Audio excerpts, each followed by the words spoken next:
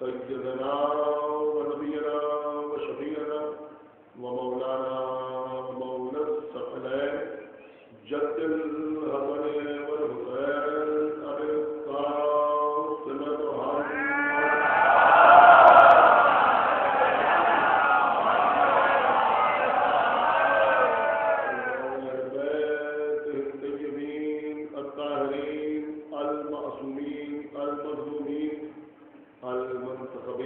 المنتخبين الذين أذهب الله عنهم الرجس وطهرهم تطهيرا.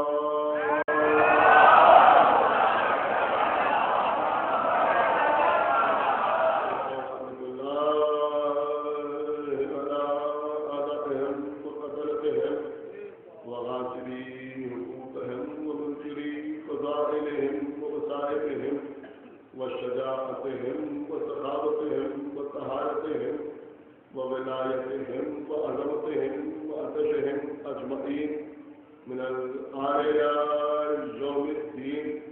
اللهم عذبهم عذابا يستغيث منه أهل النار. آمين رب العالمين. أما بعد فقد قال الله سبحانه تبارك وتعالى في كتابه المجيد وفرقانه الحميد وقوله الحق. بسم الله الرحمن الرحيم. صلى الله عليه وسلم.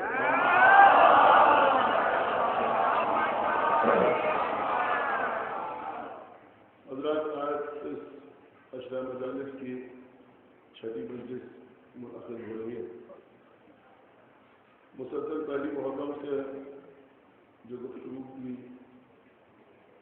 آپ حضرات سے اس کا عنوان ہے بسم اللہ الرحمن الرحیم. یہی عنوان ہے اور یہی آیت. کلام الہی میں 114 مرتبہ نازل ہونے والی آیت بسم اللہ الرحمن الرحیم. وہ آیت جو اہل بیت کے چاہنے والوں کے لیے نماز کے درمیان بآواز بلند پڑھنا ان کی شناخت ہے. کل کی مجلس میں نے آپ کے سامنے عرض کیا تھا کہ مولا متقیان نے جناب عبداللہ ابن عباس سے رات بھر بسم اللہ الرحمن الرحیم کے فضائل بیان کی، بسم اللہ الرحمن الرحیم کی تفسیر بیان کی. اور جب سفیدی صحت نمودار ہونے لگی تو فرمایا کہ اگر دامن وقت میں اور گنجائش ہوتی تو میں بسم اللہ کی ایسی تفسیر بیان کرتا کہ اسے ناقد عبار کرتا.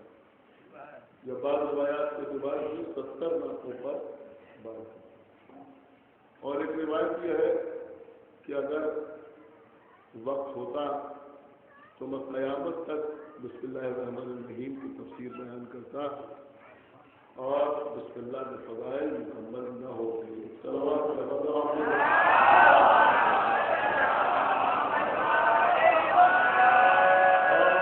میرے مولا نے یہ ارشاد فرمایا کہ جو کچھ تمام کتب سماوی میں ہے وہ قرآن مجید میں ہے، اور جو کچھ قرآن مجید میں ہے وہ بسم اللہ الرحمن الرحیم میں ہے، اور جو کچھ بسم اللہ الرحمن الرحیم میں ہے وہ بائے بسم اللہ میں. یہ فرمایا مان نقطہ تو تحصیل بات، میں وہ نقطہ ہوں جو بے کے نیچے دیا جاتا ہے. کل کی مجلس کو میں نے آپ کے سامنے بے کے فضائل بیان کیے جس کو عربی میں با کہتے ہیں، ہماری زبان اردو میں بے کہتے ہیں. کیونکہ آپ بے سے زیادہ متعارف ہے لہذا میں نے اسی لفظ کو اختیار کیا اور آپ کے سامنے یہ بیان کیا کہ اللہ نے اپنے کلام کا آغاز کسی حرف سے کیا اور مخلوق کا جو کلام ہے اس کا آغاز بھی حرف بے سے ہے. کیونکہ جب اللہ نے ان سے پوچھا کہ کیا میں تمہارا رب نہیں ہوں تو عالم ذر میں مخلوق نے پکار کے کہا کہ بلا کیوں نہیں. تو یہ بے ہے کہ اللہ کے کلام کا آغاز بھی اسی سے ہوتا ہے اور مخلوق کے کلام کا آغاز بھی اسی سے ہوتا ہے. لیکن یہ بے پہچانا نہ جائے اگر اس کے نیچے نقطہ موجود نہ ہو.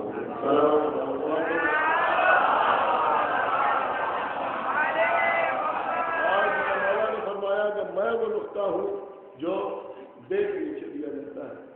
اب اعتراض کرنے والوں کو کوئی نہ کوئی موقع مل ہی جاتا ہے. لوگوں نے کہا کہ جس وقت سرکار امیر المومنین نے یہ ارشاد فرمایا اگر آپ اس وقت کی تحریریں گانے دیکھیں تو اس میں بے کے نیچے نقطہ لگایا ہی کہا جاتا تھا اور چونکہ نقطہ لگایا ہی نہیں جاتا تھا لہذا مولا کائنات کا یہ قول معتبر نہیں ہے کہ میں وہ نقطہ ہوں جو بے کے نیچے دیا جاتا ہے. ٹھیک ہے. سوال بڑا اہم اٹھایا گیا. ابھی میں آگے وہ بیان کروں گا جو آپ سننا چاہتے ہیں لیکن جو ابھی میں بیان کر رہا ہوں اس کو بھی غور سے سنیں.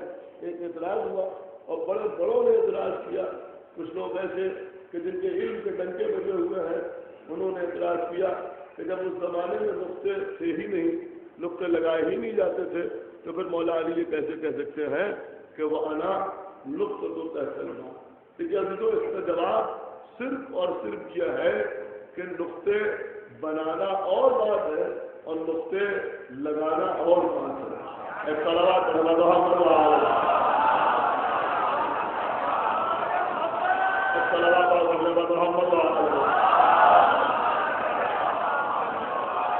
جو لوگ یہ کہتے ہیں کہ قرآن میں نقطے بعد میں آئے تو بعد میں نقطے بنائے نہیں گئے بلکہ بعد میں نقطے لگائے گئے.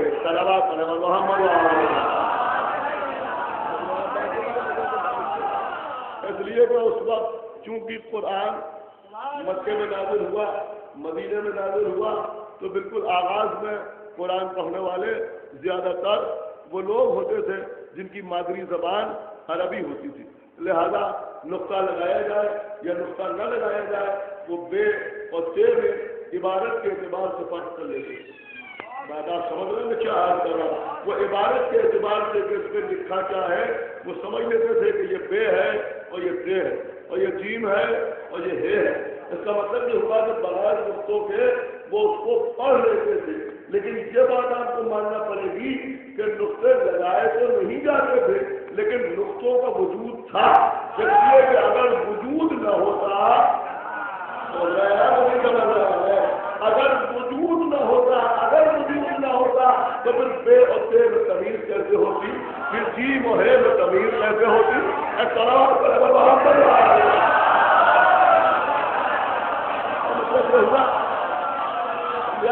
کہ نقطوں کا وجود پہلے سے تھا. یا اگر یہ مجمع سننا چاہتا ہے تو میں عرض کروں کہ لوگ کہتے ہیں صاحب پہلے پے کے نیچے نقطہ تھا ہی کہاں. نہیں, نقطے کا وجود تو تھا لیکن یہ نقطہ پردہ غائب سے تھا.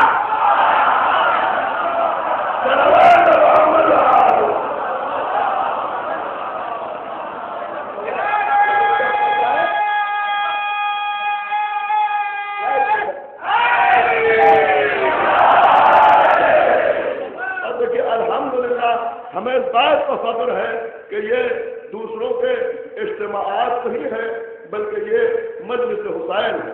اور زیادہ پر پڑھے لکھے لوگ آگے بیٹھتے ہیں لہذا یہ نہ سمجھیں گے تو کوئی دوسرا کیا سمجھے گا.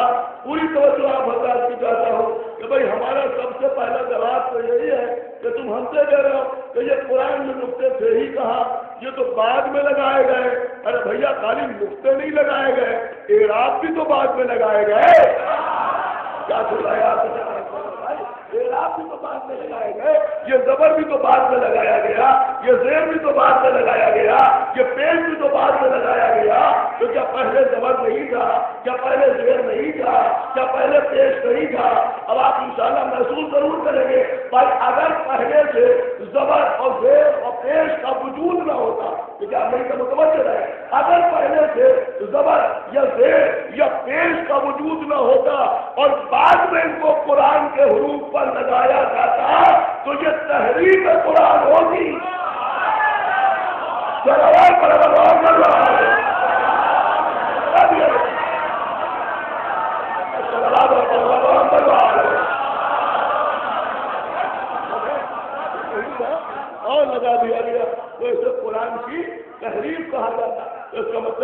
کہ زبر بھی پہلے سے موجود تھا، زیر بھی پہلے سے موجود تھا، پیش بھی پہلے سے موجود تھا، نقطے بھی پہلے سے موجود تھے، لیکن کیونکہ پڑھنے والے وہ لوگ ہوتے تھے جن کی مادری زبان عربی ہوتی تھی، لہذا وہ آسانی سے پڑھ لیتے تھے، ان کو پڑھنے میں کوئی پریشانی نہیں ہوتی تھی کہ یہاں زبر ہے یا زیر ہے، وہ خود ہی سمجھ لیتے تھے کہ یہاں کیا ہونا چاہیے۔ لیکن جب دوسرے ممالک کے لوگوں تک قرآن کو پہنچانے کی ضرورت پیش آئی جن کی مادری زبان عربی نہیں تھی، تو ہمارے مولا علی نے اپنے شاگرد سے کہا کہ قرآن میں نقطے بھی لگاؤ، قرآن کے حروف پر زبر و زیر و پیش بھی لگاؤ، تاکہ دوسرے بھی قرآن کو پڑھ سکے۔ ایک جملہ کہہ کے آگے بڑھوں کہ بھائی کلام اللہ کا تھا، اس پر علی کی اجازت کے بغیر قلم رکھا بھی نہیں جاتا۔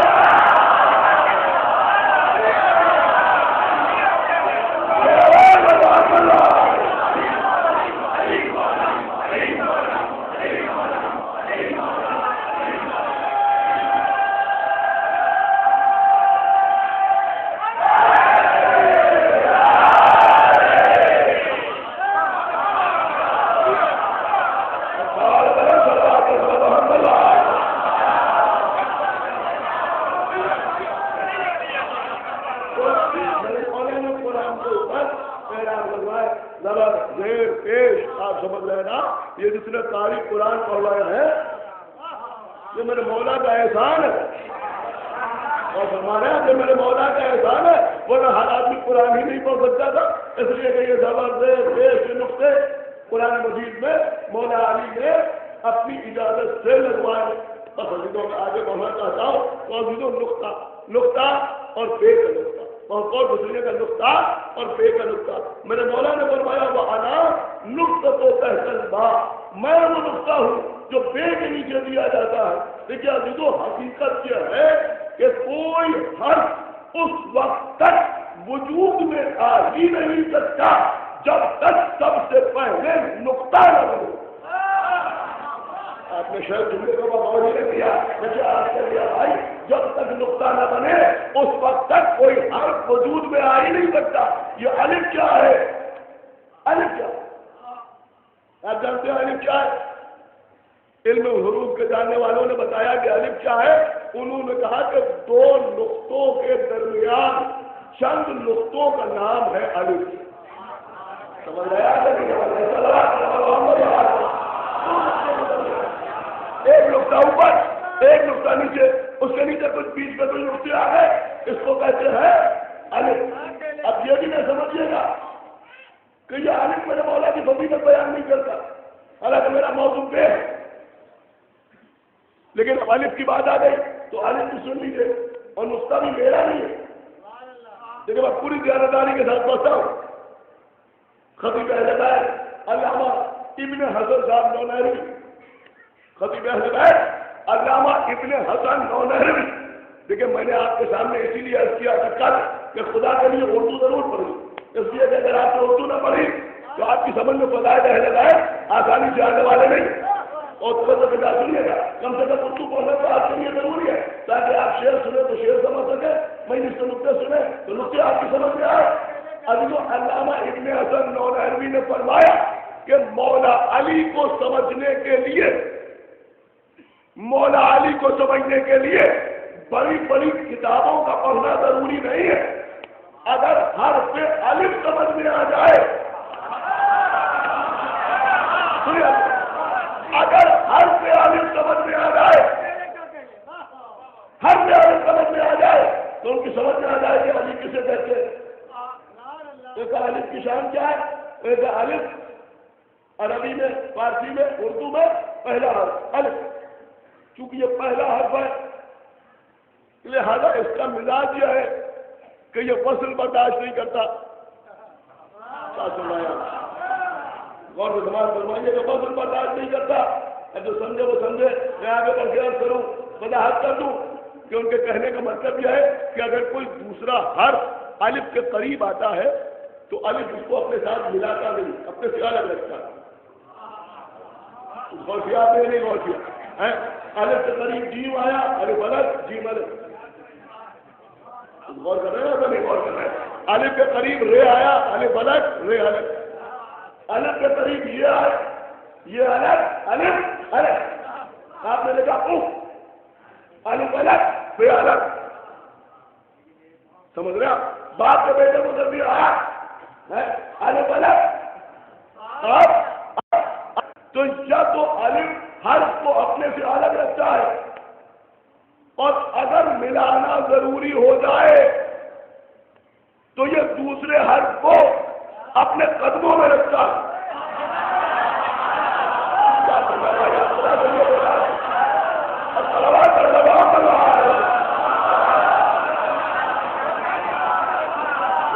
آپ اپنے قدموں میں رکھتا ہے، جیم الف ڈبل جا، تو جیم کہاں رہے گا؟ الف سے ملے گا تو، لیکن یہ الف کسی کو سر چڑھانے کا بھی نہیں، یہ الف کسی کو سر چڑھانے کا عادی نہیں ہے، پیروں میں رکھے گا، جیم الف ڈبل جا، پہ الف ڈبل پا، پہ بھی پیروں میں رہے گا، کاف الف ڈبل کا، کاف بھی پیروں میں رہے گا، تو جب وہ اپنے سے الگ رکھے گا اور جب اپنے قدموں میں رکھے گا، انہوں نے کہا محمد حرف اول کائنات کا نام ہے، لہذا محمد نے یا تو ہر مخلوق کو اپنے سے الگ رکھا، اور اگر ملایا بھی تو پیروں سے ملایا۔ تو بھائی جانے آپ سمجھ بھی رہے یا نہیں سمجھ رہے کیا عرض کر رہا ہوں؟ اگر ملایا بھی تو پیروں سے ملایا، اور لوگ اپنی اوقات اچھی طرح جانتے تھے، اسی لیے رسول اللہ کے پاس جب ممبر پر بیٹھے تو وہاں بیٹھے جہاں محمد کے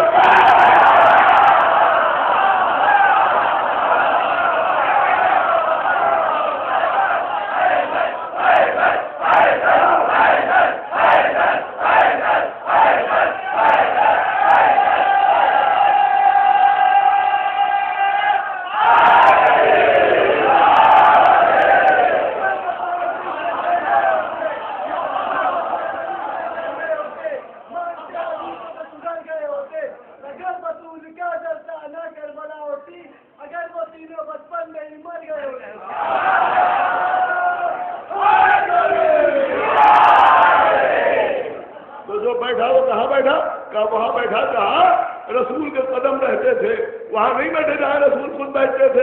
اس کا مطلب یہ جانتے تھے کہ رسول کی حیثیت الف کیسی ہے، اور الف دوسرے حرف کو یہ تو اپنے سے ملاتا نہیں، اور اگر ملاتا بھی ہے تو قدموں میں رکھتا ہے، یہ کسی حرف کو سر چڑھانے کا عادی نہیں ہے۔ لیکن بچوں کے لیے تو یہ بالکل نئی بات ہے، لیکن جو بزرگ بیٹھے ہوئے ہیں ہو سکتا ہے انہوں نے نہ تو زبان سے خود ان کی زبانی یہ تم نے یہ نقطہ سنا ہو، تو میں ان سے صرف اس بات کی داد چاہوں گا کہ میں نے صحیح طریقے سے اس نقطے کو ادا کیا یا صحیح طریقے سے ادا نہیں کیا۔ تو الف یا تو حرف کو اپنے سے دور رکھتا ہے، اگر ملاتا بھی ہے تو قدموں سے ملاتا ہے، کسی کو سر چڑھانے کا عادی نہیں ہے۔ لیکن آپ نے دیکھا ہوگا کہ کبھی کبھی ایسا ہوتا ہے کہ الف بنا ہوا ہے، الف کے اوپر ایک چھوٹا سا الف اور بنا ہوا ہے جسے الف مقصورہ کہتے ہیں، جس کو لوگ کھڑا زبر بھی کہتے ہیں۔ غور فرما رہے ہیں؟ اب سمجھ میں آیا کہ اگر دوسرا حرف الف کے قریب آئے گا تو یا تو اسے اپنے سے الگ رکھے گا، اور اگر ملائے گا تو پیروں سے ملائے گا۔ لیکن جب الف کے قریب الف آتا ہے تو الف اسے اپنے سر پر اٹھا لے گا۔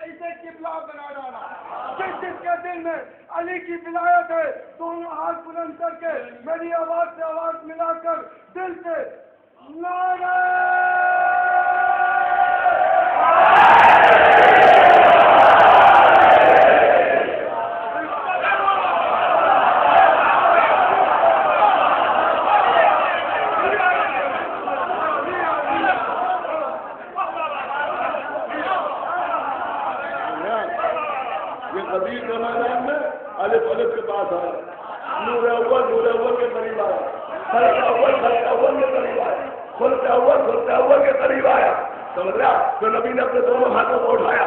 کبھی غور کیجیے گا حافظوں کہ جیسے الف کو الف کو مقصورہ بنا ہوتا ہے، قدیم میں کچھ ایسے ہی منظر تو تھا. تو پایا تو یہ ہے الف. تو اگر الف بھی پڑھے تو بھی مولا کائنات بھی سمجھ میں آتے ہیں، اس لیے کہ ابھی تو نقطے کا مسئلہ ہی عجیب و غریب ہے.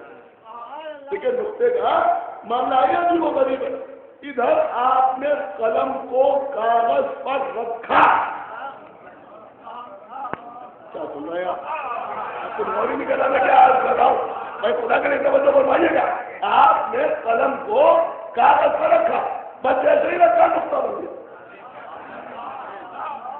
نہیں توجہ فرمائی آپ نے، جیسے ہی قلم کو کاغذ پر رکھا نقطہ بن گیا. اب کوئی چاہے یا نہ چاہے،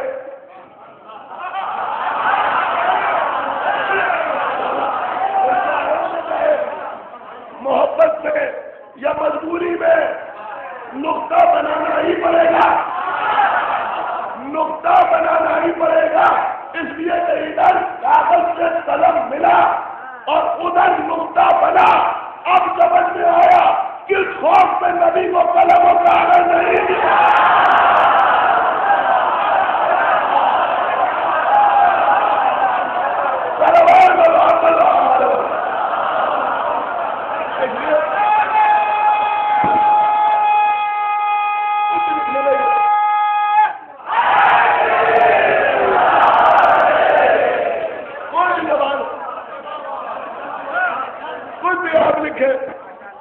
سب سے پہلے کیا بنتا ہے؟ کسر نقطہ ہی بنتا ہے. سب سے پہلے نقطہ ہی بنتا ہے. تو ظاہر سی بات ہے کہ ہم قلم کاغذ پہ رکھیں تو سب سے پہلے نقطہ. نقطہ کون؟ کا مولا علی. سمجھ رہا؟ نقطہ کون؟ مولا علی. جب تک علی کاغذ پہ نہ آئے علم کا سفر آگے بڑھتا ہی نہیں. کچھ کر دیا آپ نے کیا بھائی، علم کا سفر آگے بڑھتا ہی نہیں. اب لوگ کہتے ہیں نام ممبر سے تعلیم پر زور دیا جائے، فضائل علی جو بیان کیے جاتے ہیں، اما جب تک علی نہ ہوں گے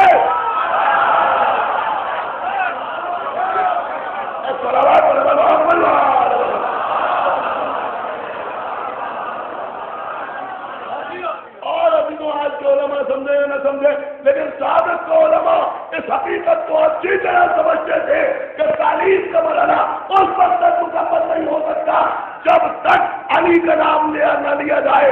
اسی لیے جب انہوں نے شیعہ دولت قائم کیا تو جو اس کو لوگو بنایا اس کے اوپر لکھا انا مدینۃ العلم و علی اللہ.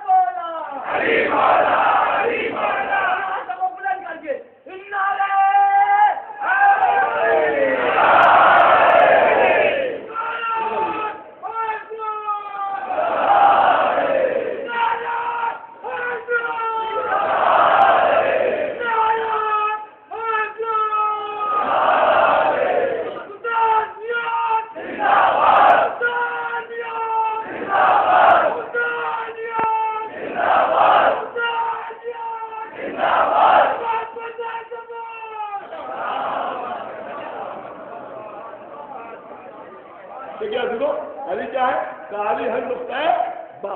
تو ادھر قلم کاغذ پہ آیا، ادھر نقطہ بنا. ہم نے قلم کاغذ پہ رکھا، نقطہ بنا.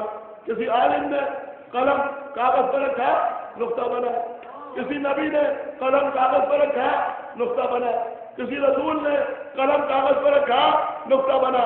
تو جب بھی کوئی قلم کو کاغذ پر رکھے گا تو سب سے پہلے کیا بنے گا؟ اور سب سے پہلے بنے گا نقطہ، سب سے پہلے بنے گا نقطہ۔ اگر جملہ کہوں کہ اللہ نے بھی قلم کو لوح محفوظ پر رکھا،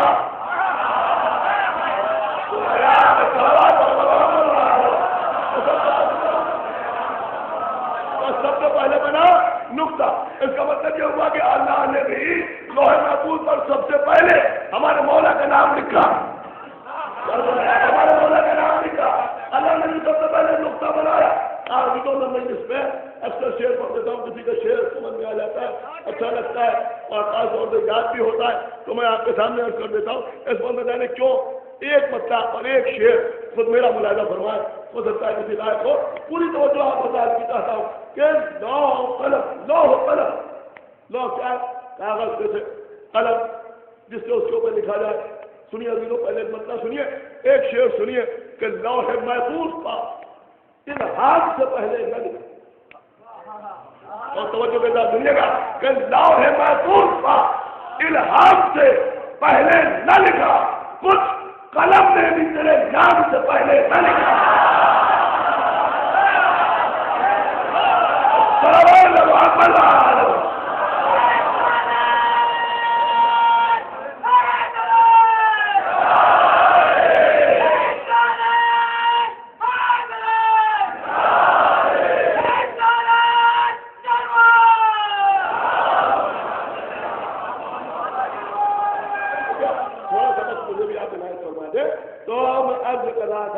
کہ لوح محفوظ پر ان ہاتھ سے پہلے نہ لکھا، کچھ قلم نے بھی تیرے نام سے پہلے نہ لکھا۔ اب میں اپنے ساتھ اس سارے بندے کا عقیدہ دنیا کو بتا رہا ہوں، پوری توجہ سے کہتا ہوں، سوال فرمائے کہ لوح محفوظ پر ان ہاتھ سے پہلے نہ لکھا، کچھ قلم نے بھی تیرے نام سے پہلے نہ لکھا۔ اور ہم غدیری ہیں، کبھی اہل صفیفہ کے لیے ہم قدیری ہیں، ہم قدیری ہیں، کبھی اہل صفیفہ کے لیے ہم نے حضرت بھی کسی نام سے پہلے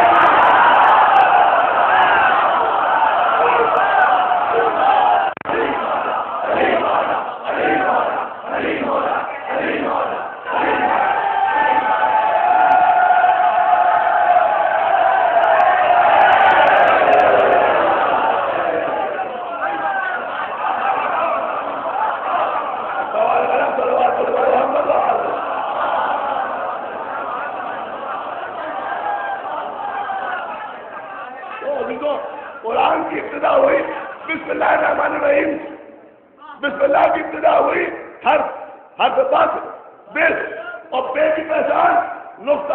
اس کا مطلب یہ ہوگا کہ جب قرآن پڑھیں گے تو سب سے پہلے نقطہ سامنے آئے، جب قرآن پڑھیں گے تو سب سے پہلے نقطہ سامنے آئے۔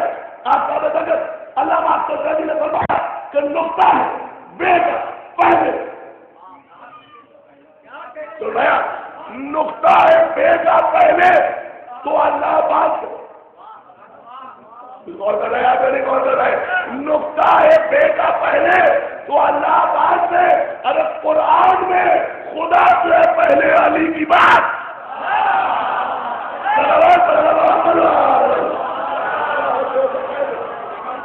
تو اللہ بات، اور قرآن میں خدا سے ہے پہلے علی کی بات۔ اور یہ اس لیے کہ یہ سمجھانا مقصود ہے کہ علی وسیلے کا نام ہے، علی ذریعے کا نام ہے۔ جب تک قرآن میں لکھے ہوئے اللہ کے نام تک بغیر علی کے نہیں پہنچ سکتے، تو بغیر وسیلے کے تمہارے سجدے کیا پہنچیں گے؟ بغیر وسیلے کے تمہاری نمازیں کہاں پہنچے گی؟ دیکھیے میں پھر کہہ رہا ہوں، فضائل علی سن کے گھبرایا نہ کیا، آپ تو شیعہ ہیں، الحمدللہ کہ آپ شیعہ ہیں۔ آپ کو معلوم ہے مولا کائنات کے فضائل کو دوسروں نے کہاں تک مانا؟ سنیں گے آپ؟ دوسروں نے کہاں تک مانا؟ بس آخری بات ہے، اس کے بعد رکھتے مسائل۔ آخری بات عزیزوں، اور یہ آپ سب کے لیے ہے. دیکھیے آپ کے مولا کا ایک ارشاد ہے، آپ کے امام کا معصوم کا ایک ارشاد ہے. بتا دیا ہمارے جانے قربان دین صرف نماز روزے تک محدود تھوڑی.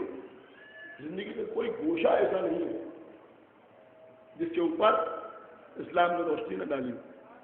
اس سال بڑا کی مسجد میں جو خمسہ ہوگا 26 محرم سے 30 محرم تک، اس کا عنوان ہی ہے اسلام اور حیات انسانی.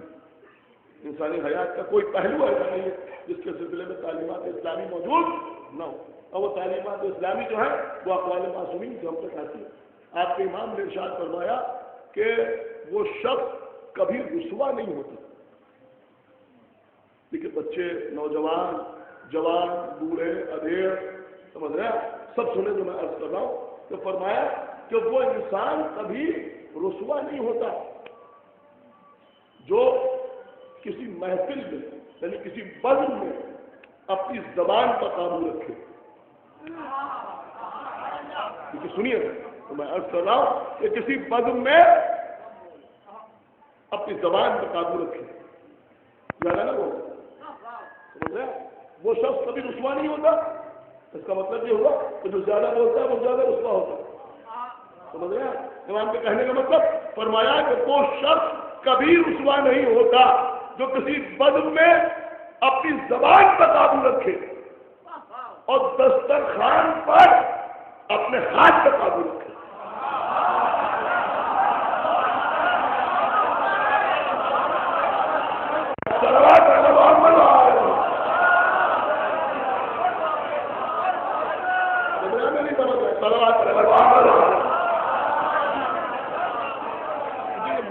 میں نہیں کہہ رہا ہوں، یہ آپ کے امام کہہ رہے ہیں. اب آگے خیالات جو بزم میں اپنی زبان پر قابو رکھے، دسترخوان پر اپنے ہاتھ پر قابو رکھے. اور تیسرا جملہ آپ سنیں گے وہ آپ سب کے لیے ہے کہ فرمایا وہ شخص کبھی رسوا نہیں ہوتا جو بزم میں اپنی زبان پر قابو رکھے، دسترخوان پر اپنے ہاتھ پر قابو رکھے، اور جب کسی کے گھر جائے تو وہاں اپنی نگاہوں پر قابو رکھے.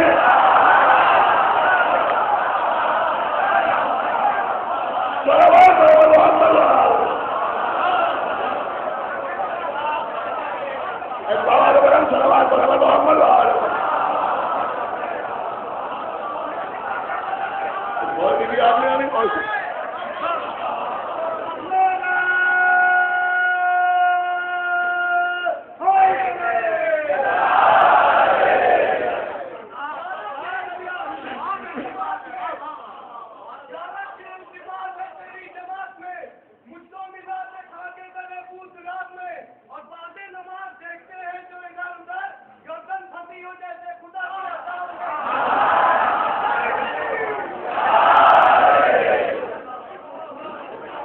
کبھی رسوا نہیں ہوتا جو بزم میں اپنی زبان پر قابو رکھے، دسترخوان سے اپنے ہاتھ پر قابو رکھے، اور کسی کے گھر جائے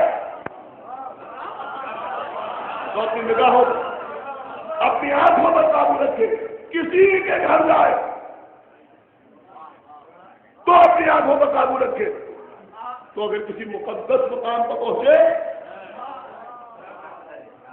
کیونکہ میں اشارہ دے رہا ہوں، سمجھنا آپ کا کام ہے.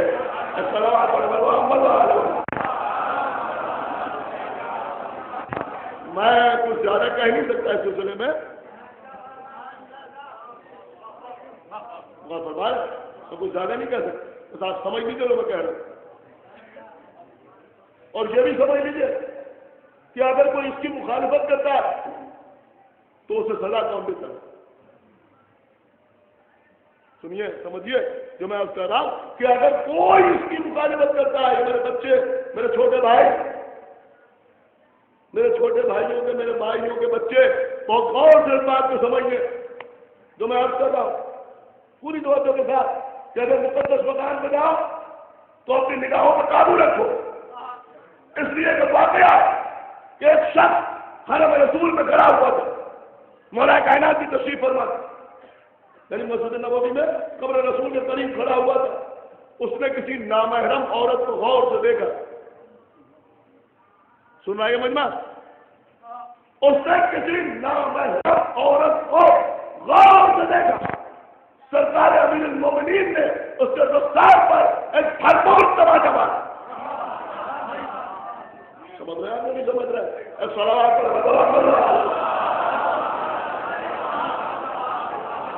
ایسی حرکت پر مولا علی سزا دیتے ہیں. سمجھ رہے ہیں نہیں سمجھ رہے؟ مولا علی سزا دیتے ہیں جو سزا ابو جہل کو دی تھی.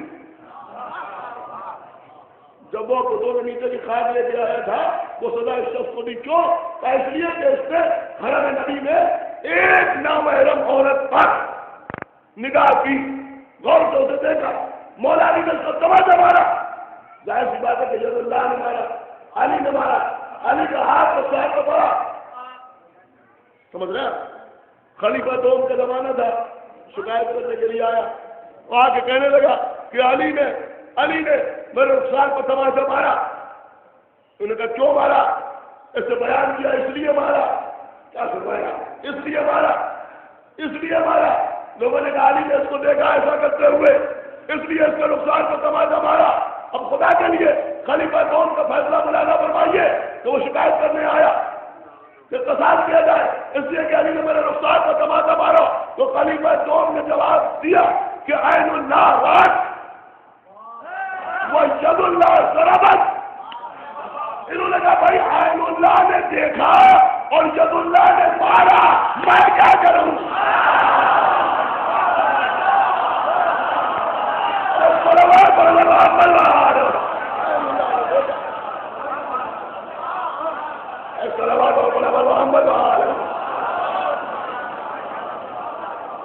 اللہ نے دیکھا اور جب اللہ نے مارا.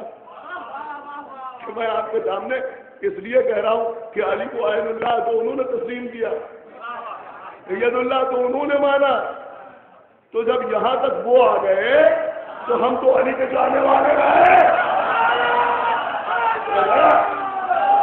ہم کو جگہ جگہ بلو نظر نہ، ہم یہ نظر لے کے ہم آگے بڑھے جا رہے ہیں یا کوئی لا کر آگے بڑھا جا رہا ہے. یہاں تک ان کی سمجھ میں آ گئی. فضول کی باتوں سے بچیے. سمجھ رہے ہیں؟ دین میں کوئی جبر نہیں ہے، کوئی جبر دین میں نہیں ہے. یہ کل سے میں نے دیکھا یہاں کچھ پرچے تقسیم ہو رہا ہے کہ نماز نہیں پڑھی تو اس کا یہ عذاب ہے، یہ عذاب ہے، یہ عذاب ہے. بے شک نماز نہ پڑھنے کا بہت بڑا عذاب ہے، لیکن نماز اس بات کی محتاج نہیں ہے کہ آپ 1000 پرچے چھپوا کے بٹوائیں، اگر نہیں بٹوائیں گے تو نماز جو ہے وہ آپ کا ذکر کے لیے ہوگی. مگر اب کوئی بادشاہ ہوا نظر نہ ہے، نہ کوئی مرد نہ کوئی عورت. کوئی ضرورت نہیں اس طرح کے بچے بیٹھنے کی. اس لیے کہ تبلیغ نماز کے لیے ہمارے ائمہ کے اقوال کافی ہیں. صلوات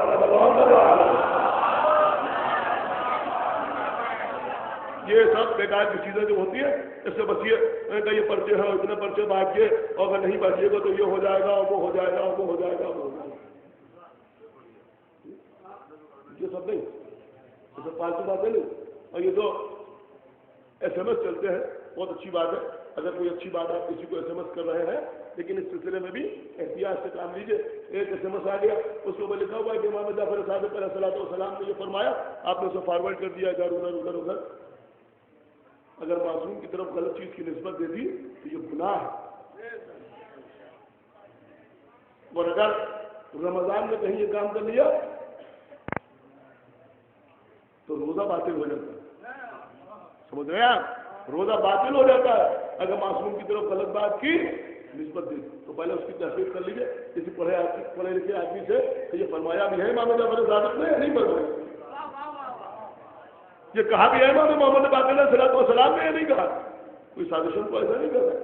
تو اگر اس طرح کے SMS آئے تو اس کو فارورڈ کر دیجیے، پہلے سمجھ لیجیے، سوچ لیجیے. ہاں اگر کوئی ایسا SMS آتا ہے جو آپ کسی مستند عالم سے سن چکے ہیں یا کسی کتاب میں بھی وہ حدیث دیکھ چکے ہیں تو اس کو کسی کو فارورڈ کر دینے میں کوئی حرج نہیں ہے. اس لیے کہ اگر احادیث کو آپ دوسروں کے درمیان پھیلاتے تو کسی ایک آدمی نے بھی اگر اس کے اوپر عمل کیا تو اللہ آپ کو اس کا اجر عطا کرے گا. دیکھیے یہ باتیں ہو سکتا ہے کسی کو اچھی نہ لگ رہی ہو، مجھے معاف فرمائیے گا، لیکن بہرحال کہنا ضروری تھا، لہٰذا میں نے یہ بات آپ تک پہنچا دی. صلوات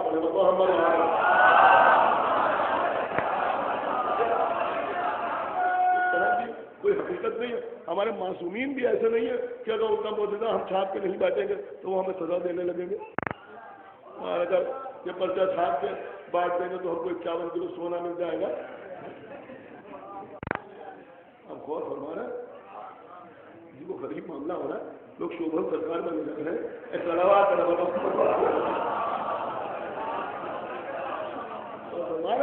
یہ سب کچھ نہیں، سب بکواس. اس طرح کی چیزوں سے بچیے. آپ تبلیغ نماز کیجیے، اور میں کہتا ہوں کہ تبلیغ نماز بھی دوسروں کے سامنے نہ کیجیے، پہلے اپنے گھر میں کیجیے.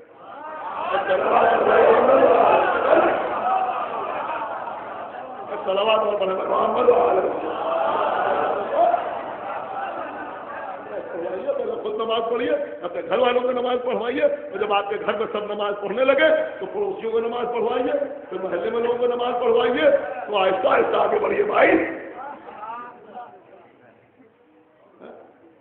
بس یہ ایام اعزاں ہے، اس میں اہل بیت کے صدقے میں ہم کو بہت کچھ مل جاتا ہے. جبکہ حقیقت یہ ہے کہ مجالس کا مقصد صرف اور صرف گریہ بر حسین ہوتا ہے، اس کے علاوہ اس میں کوئی اور مقصد نہیں ہے.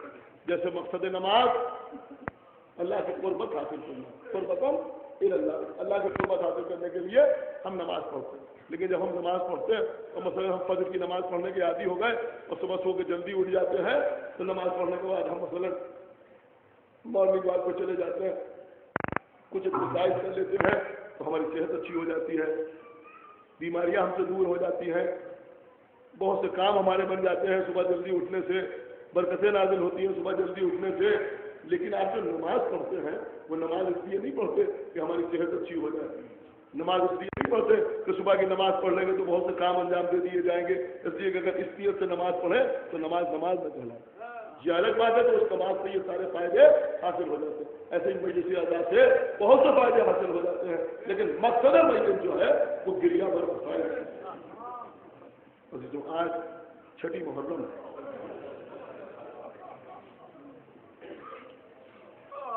آج اس کا ماتم ہے جو صورت میں، سیرت میں، رفتار میں، گفتار میں پیغمبر سے مشابہت.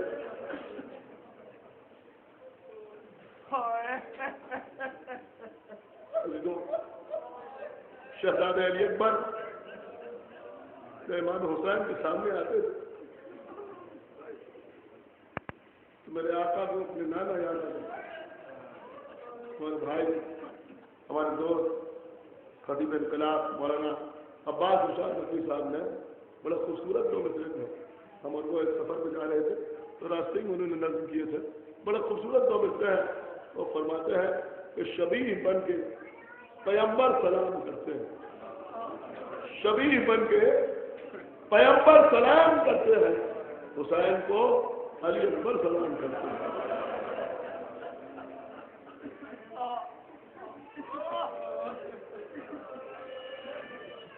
پیغمبر کی شہادت کے بعد ایک عرصے تک آقا حسین نے قبر رسول بہادر سے دعا کی، پروردگار اب تیرے حبیب کی جدائی برداشت نہیں ہوتی. اللہ نے حسین کی دعا سنی، ایک ایسا بیٹا عطا کیا جو صورت و سیرت میں، رفتار و رفتار میں پیغمبر سے مشابہ تھے. عزیزوں، جناب ام لیلہ فرماتی ہے کہ رات کے کسی پہر میں میری آنکھ کھلی،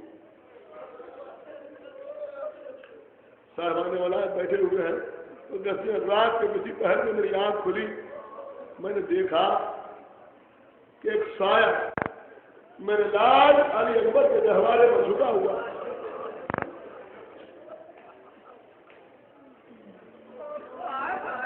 ایسی بات ہے کہ ماں کے دل پر چاہ گزر جائے گی کہ میں دوڑتی ہوئی قریب آئی، آج دیکھا تو چاہ دیکھا کہ میرے والی آقا حسین گہوارے پر جھکے ہوئے اور علی اکبر کے سینے کے بوسے لے رہے. میں لیلا کہتی ہے کہ میرے آقا یہ دیدار تو آپ علی اکبر کے گہوارے کے قریب کا لیلا اکبر کی محبت مجھے سونے نہیں دیتی.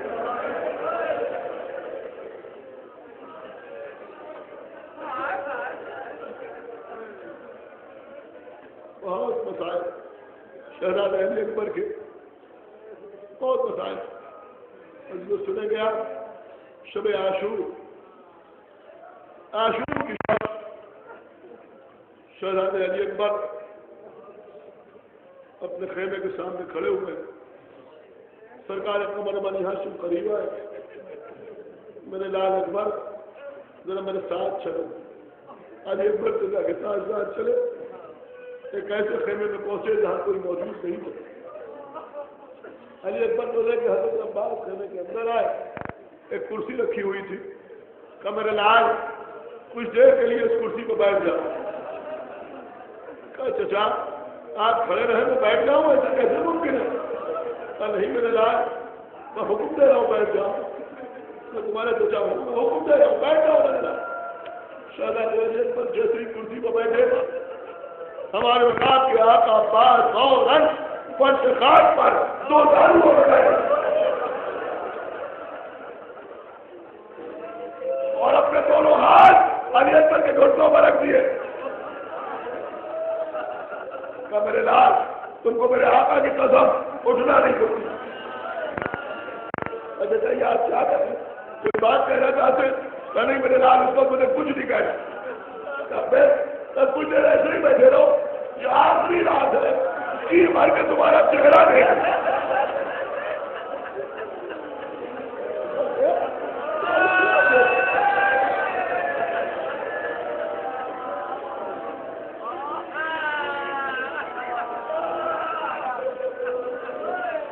صبح عاشور امام حسین نے شہزادہ علی اکبر سے کہا بیٹا علی اکبر اذان دو شہزادہ علی اکبر گلدستہ اذان کو پہنچے آج جو ہمارے جیسے ذاکرین میں جس پہنچتے اگر آواز کچھ گرفتہ ہونے لگے اگر کچھ آواز بیٹھنے لگے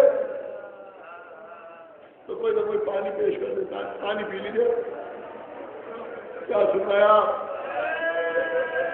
وہ شہزادہ جسے کاشمی محرم کی صبح سے ایک پانی کا قطرہ نہ ملا نماز نہیں پڑھ رہا اذان دے بلند آواز سے اذان دینا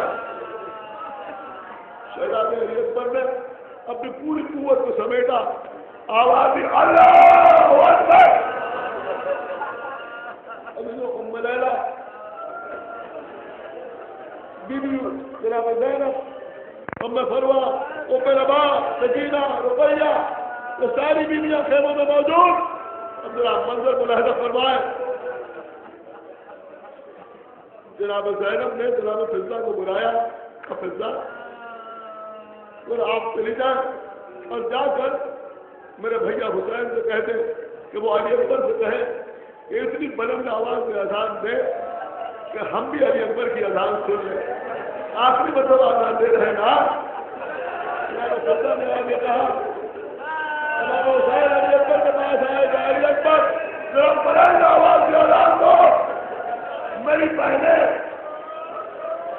تمہاری اذان سننا چاہتی ہے وہ زمینوں تڑپ گیا شہزادہ کا بابا آپ کی بہنوں تک آواز پہنچانا میرا کام ہے لیکن مدینے میں سمرا کا آواز پہنچانا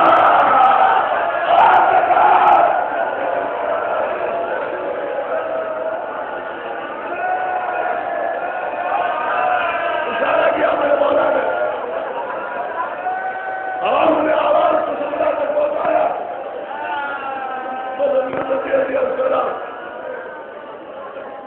جنگ شروع ہوئی دوڑ جاتے رہے شہید ہوتے رہے عزیزوں کی باری آئی اور محمد میدان میں گئے لاشیں آ گئی قاسم گئے امام حسین سامان لاش کے ٹکڑے اٹھانا حضرت عباس میدان میں گئے امام حسین خون میں بھرا ہوا عالم لے کے آئے کمر ٹوٹ چکی تھی لیکن علی اکبر پیچھے سے کمر پکڑے ہوئے تھے اب شہزادہ علی اکبر سامنے آیا بابا میدان میں جانے کی اجازت دے دیجیے کھڑے ہو گئے حسین کی جگہ میرے لال تمہیں معلوم ہے کیا گئے باپ سے مرنے کی اجازت پا گیا بابا اب دشمنوں کے تانے نہیں سنے جاتے امام میدان میں رہنے کی اجازت دیجیے. بڑی مشکل سے امام حسین نے علی اکبر کو اجازت دی، لیکن فرمایا میرے نام پہلے اپنی بیوی سے اجازت لے لیں، اپنی ماں ام لیلہ سے اجازت لے لو. حضرت علی اکبر خیمے کے اندر پہنچے، جناب ام لیلہ کے پاس سر جھکا کے بیٹھ گئے. سمجھ گئی ام لیلہ، بہرحال کیسے اجازت دی مجھے نہیں معلوم. ام لیلہ سے شہزادہ علی اکبر نے اجازت دی. بی بی زینب کے پاس پہنچے، کہا میرے لال اکبر کیا 18 برس اس لیے پالا گیا؟ اب حکم اماں چاہے بابا کو قربان کر کے مجھے بچا لیجیے یا مجھے قربان کر کے بابا کو بچا لیجیے. زینب نے بھی بازو پکڑا، میرے لال خدا ہے. لیکن وہ سبھی کہتے سے رخصت ہوئے، لیکن کیسے علی اکبر خیمے سے نکلے ایسا نہیں دیکھنے کو ملا. اس لیے کہ بار بار خیمے کا پردہ اٹھتا تھا اور گرتا تھا، اور جب علی اکبر خیمے سے نکلے وہ ایسا لگا جیسے بھرے گا سے جنازہ نکل رہا. شہزادہ خیمے سے باہر آیا،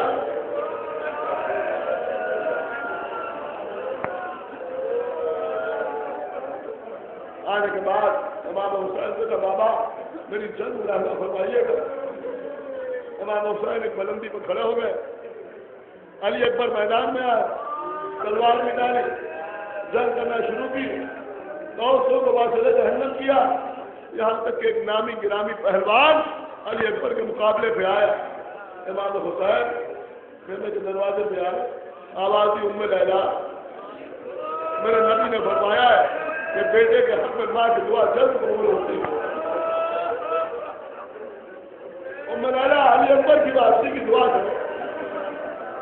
ام لیلہ نے مصلی بچھایا، یعقوب کو یوسف سے ملانے والے، اے حاجرہ کو اسماعیل سے ملانے والے، میرے علی اکبر کو مجھ سے ملا دو. ہاں عزیزوں ادھر امام حسین سامنے کھڑے ہوئے ہیں. شہزادے علی اکبر کچھ دیر کے بعد واپس آئے. بابا اگر تھوڑا سا پانی میں جایا اپنی زبان میرے دہن میں دے دو، کیونکہ آدم مساج میں کچھ کمی نہیں کرو. میرے لال اپنی زبان میرے دہن میں دے دو. علی اکبر نے اپنی زبان حسین کے دہن میں ڈالی اور پھر یہ کہہ کے باہر نکال لی، بابا آپ کی زبان میں تو کانٹے بنے ہوئے ہیں. انگیٹھی اتاری، آخر کی انگوٹھی شہزادہ علی اکبر سے کہا بیٹا اس کو اپنے دہن میں رکھ لو، ماں سے ایک بار پھر رخصت ہو لو. شہزادہ پھر ماں کے پاس آیا، بیویوں سے پھر رخصت ہوئے. علی اکبر میدان میں آئے. اب ابھی تو قلب ہو گیا. میں سمجھتا ہوں میں چاہوں تو یہی پر مجھے کو تباہ کر دوں، اس لیے کہ شاید بات مکمل ہو رہی ہے. علی اکبر نے میدان کی طرف آئے، حسین خیمے کے در پہ آئے، آگے آواز کی ام لیلہ. اب علی اکبر کی واپسی کی دعا لگا.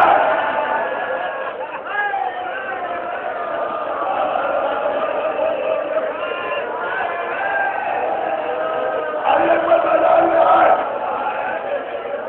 پھر جنگ شروع ہوئی. جنگ ہوتی رہی. ایک بار کسی نے پکار کے جا کے تم جانتے ہو یہ کون ہے؟ جو حسین ابن علی کا بیٹا ہے، یہ علی کا پوتا ہے. اگر ایک نمبر آئے گا تو یہ سب کو ساتھ سے بھیج دے گا. ایک ساتھ حملہ کرو. اب 18 برس کے علی اکبر پر نہ معلوم کتنے سپاہیوں نے مل کے حملہ کیا. بیچ میں علی اکبر چاروں طرف اسلحہ تیر کر رہے، پھینکے جا رہے ہیں، تلواروں سے وار کیے جا رہے ہیں، مگر علی اکبر کی تلوار چل رہی ہے. دشمن قتل ہو رہے ہیں. امیر ابن مسلم نے عظیم جملہ کا سن سکیں گے آپ. وہ کہتے ہیں کہ علی اکبر اتنی شدت سے جنگ کر رہے تھے کہ ایسا محسوس ہو رہا تھا، نفسیاتی جملہ آپ کے سامنے آ رہا. وہ کہتے ہیں ایسا محسوس ہو رہا تھا کہ یہ سوچ رہے تھے کہ ان کو قتل کر دو ورنہ ان میں جو بچے گا وہ میرے بابا سے لڑے. اور شدت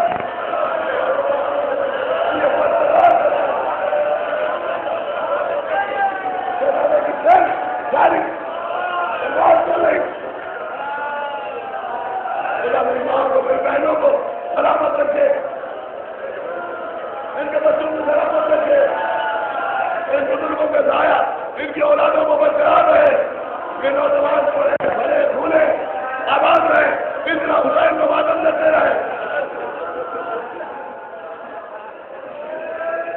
ابھی وہ علی اکبر کی تلوار چل رہی تھی، آپ کو معلوم ہے دو لوگوں نے آپس میں تذکرہ کیا، ایک سامنے سے آیا ایک پیچھے سے آیا، دونوں کے ہاتھوں میں لینا، ایک ساتھ دونوں نے وار کیا، ایک کا لینا علی اکبر کی سینے میں لگا، ایک کا لینا علی اکبر کے سینے میں لگا، جس کا لینا علی اکبر کی سینے میں لگا اس کا علی اکبر کا اپنا لینا نکالا، لیکن جس کا لینا علی اکبر کے سینے میں لگا جب اس کے لینے کو نکالا تو لینے کی علی سینے میں توڑ گئی، علی اکبر نے گھوڑے کی گردن میں باہر ڈالی، گھوڑے کی گردن میں باہر ڈالی، ارے قیامت ہے اللہ تعالیٰ کا بندہ ہونے لگا ہے، حضرت ابو بکر نے کہا کہ گھوڑا آگے بڑھا، سنے گھوڑا آگے بڑھا، علی اکبر کو لے کے گھوڑا آگے بڑھا، ابھی کتنے نکلے گا نا، ہزاروں ہاتھ آگے بڑھیں گے اس کو چھوٹنے کے لیے، اب گھوڑے کی گردن میں باہر ڈالے ہوئے علی اکبر، گھوڑا آگے بڑھا ہے، چاروں طرف سے کیا ہاتھوں سے تلواریں، میں علی اکبر کو باہر ہو گیا ہے، روایت سے مل گیا ہے، گربا گربا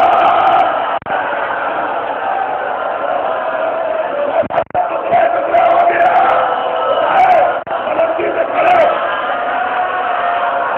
سنیے ابھی تو سنیے، امام صاحب ایک پلنگی میں کھڑے ہو یہ منظر دیکھ رہے لیکن شرمے میں نہ روئیے، لاگت کر کے روئیے، اللہ آپ کے بچوں کو سلامت رکھے، جو کہاں کھڑا ہوا ہے وہی ماتم کر کے روئے، اور دیکھ کر وسائل کے لال میں وسائل ہو رہا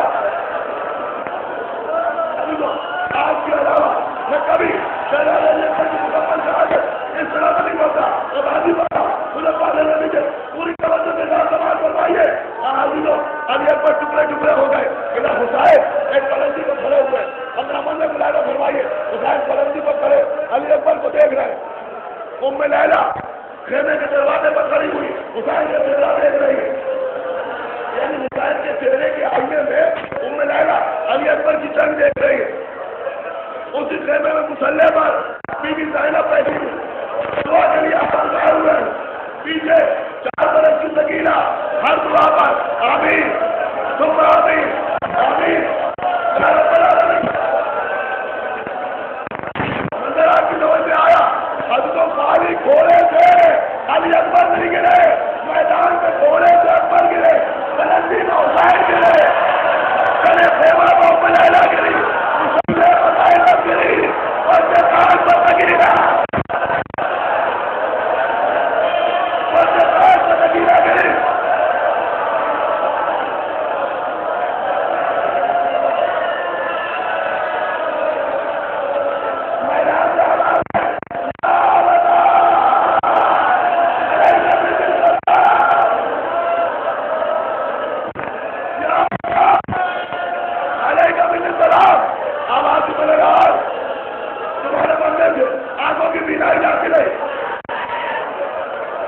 میرے آقا میدان کی طرف چلے، میدان کی طرف چلے، 10 مرتبہ گرے، 10 مرتبہ اٹھے، کیسے جاتے میرے لال ابھی کہا آئینہ آئینہ آئینہ آئینہ آئینہ آئینہ، جب 10ویں مرتبہ گرے تو اب اٹھنے کی طاقت کر دی، اب ایسے علی اکبر کے قریب پہنچے جیسے کوئی چھوٹا بچہ چھٹیوں کرتا ہے آگے ہوتا ہے، اس طرح آتا ہوتا ہے، علی اکبر کے قریب پہنچے، قریب پہنچنے کے بعد ابھی تو سنایا نہیں جا سکتا، صرف آپ نے سبر نہ کرتے، نے بات لگا میرے لال کہاں تک پاگے، میرے لال آنکھوں میں دکھائی نہیں دیتا، آنکھوں کی بینائی جاتی رہی، میرے لال کہاں تک پایا، کہا بابا نیزے کی آگے چیز میں ٹوٹ گئی، اب ایسا پریشان نہ، ابھی ہم نیزے کی آگے نکالتے ہیں، ابھی ہم نیزے کی آگے نکالتے ہیں، اب انشاءاللہ آپ خوب پیٹتے ہوئیں گے، بڑا قیامت سے دلہ آپ کے سامنے آتا رہا، ایک مرتبہ شہزادے نے پر کہتے بابا سینے میں بہت درد ہو رہا ہے، بے شک آپ نیزے کی آگے نکالیے گا، لیکن ایک لمحے کے لیے ٹھہر جائیے، ایک لمحے کے لیے ٹھہر جائیے، اے بابا آپ سے بڑھ نہ معلوم کس لیے جگہ آپ گرے ہوئے، اے بابا میں آپ کے چہرے سے ہاتھ صاف کرتا ہوں، یہ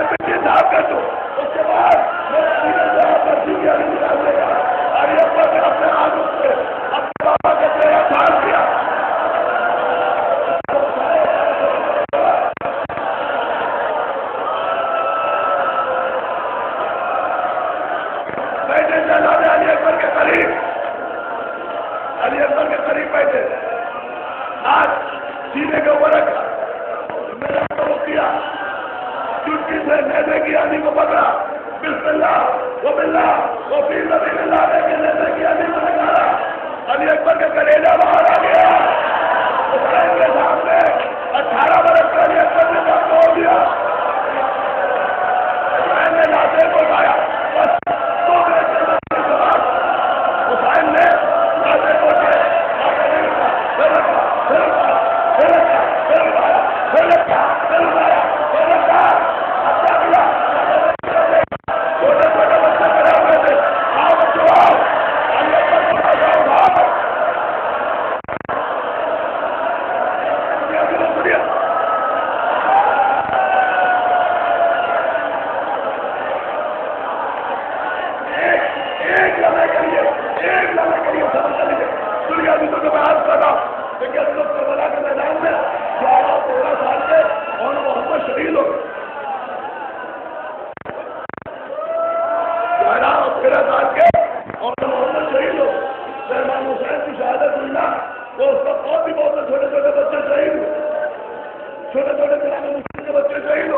حضرت عباس کے بچے 7 و 8 سال کے شہید ہو گئے،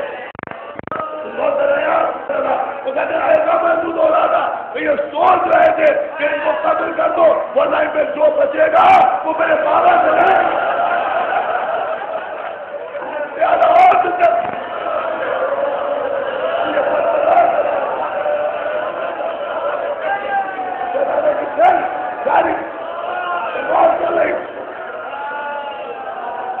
میری ماں کو، میری بہنوں کو سلامت رکھے، ان کے بچوں کو سلامت رکھے، ان بزرگوں کے ضائع ان کی اولادوں کو برقرار رہے، کہ نوجوان پڑھے بھلے بھولے آباد رہے، اتنا حسین کو معلوم کرتے رہے۔ ابھی وہ علی اکبر کی تلوار چل رہی تھی، آپ کو معلوم ہے 2 لوگوں نے آپس میں مشورہ کیا، ایک سامنے سے آیا، ایک پیچھے سے آیا، دونوں کے ہاتھوں میں لینا، ایک ساتھ دونوں نے وار کیا، ایک کا لینا علی اکبر کی پیٹھ میں لگا، ایک کا لینا علی اکبر کے سینے میں لگا،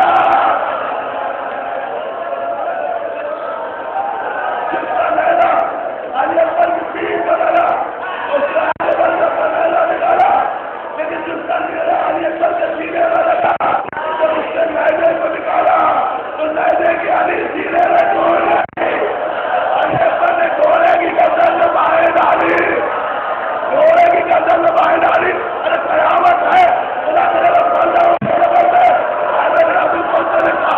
گھوڑا آگے بڑھا، سنے گھوڑا آگے بڑھا، علی اکبر کو لے کے گھوڑا آگے بڑھا، ابھی خاتون نکلے گا، ہزاروں ہاتھ آگے بڑھیں گے خاتون کو پوچھنے کے لیے، اب گھوڑے میں باہیں ڈالے ہوئے علی اکبر، گھوڑا آگے بڑھا ہے، چاروں طرف سے کیا، ہاتھوں میں تلواریں، نیزے علی اکبر کو باہر ہو رہے ہیں، روایت سے جڑے ہیں، گربا گربا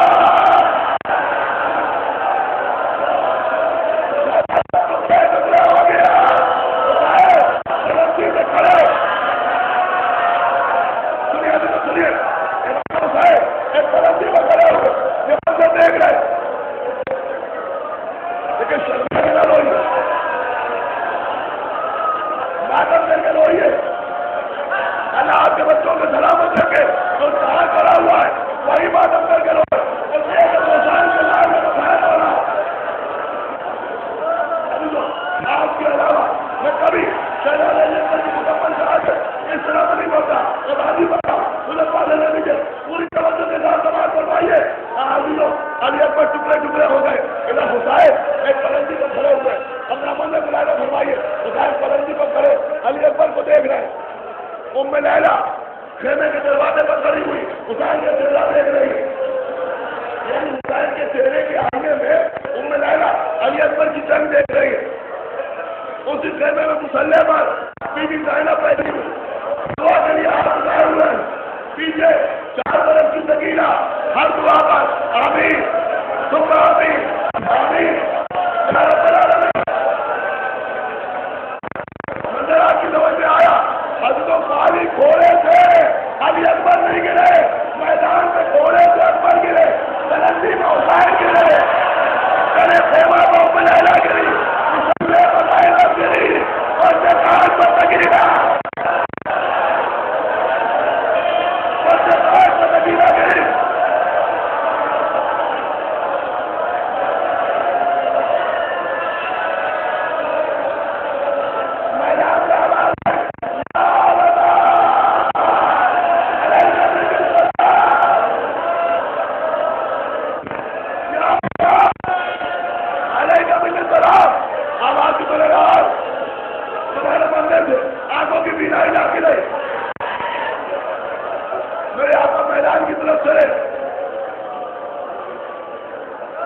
میدان کی طرف چلے، 10 مرتبہ گرے، 10 مرتبہ اٹھے، کیسے جاتے تھے؟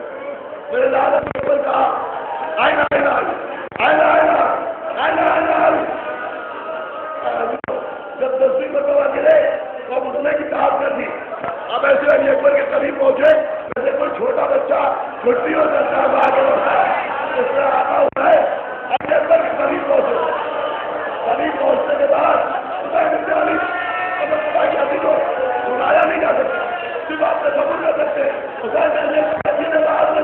میرے لال کہاں تک کھا دے، میرے لال آنکھوں میں دکھائی نہیں دیتا، آنکھوں کی بینائی جاتی رہی، میرے لال کہاں تک پایا؟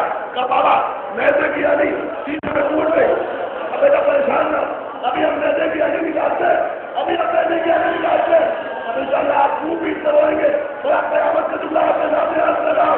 ایک مرتبہ شہزادے نے پر کہتے بابا سینے میں بہت درد ہو رہا ہے، بابا بے شک آپ میدے کی علی نکالیے گا لیکن ایک لمحے کے لیے ٹھہر جائیے، ایک لمحے کے لیے ٹھہر جائیے۔ اے بابا آپ سے وقت نماز کسی جگہ آپ چلے آئے، اے بابا میں آپ کے چہرے سے خاص صاف کروں، یہ مٹی صاف کر دوں، اس کے بعد میں سینے سے آپ کا سینے علی نکال دے گا۔ علی اکبر نے اپنے ہاتھوں سے اپنے بابا کا چہرہ صاف کیا۔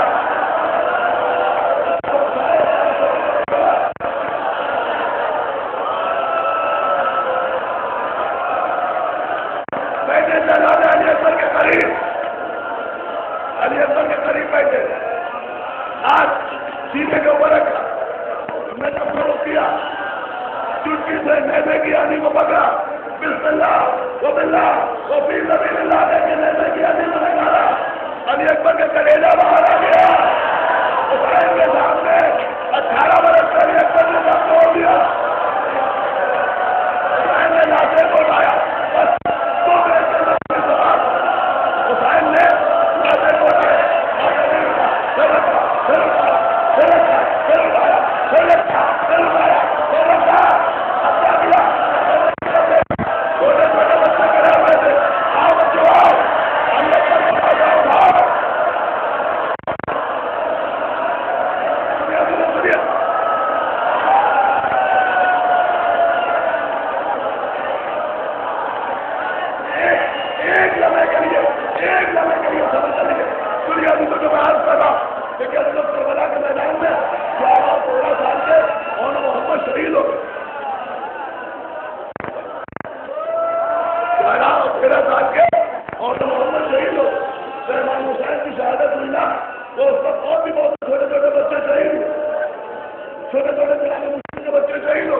حضرت عباس کے بچے 7 و 8 سال کے شہید ہو گئے، بہت ڈرایا، عظیموں کے بچے 8 سال کے تھے، 9 سال کے تھے، وہ تو شہید ہو چکے تھے۔ اب یہ خیمے کے پاس جو چھوٹے چھوٹے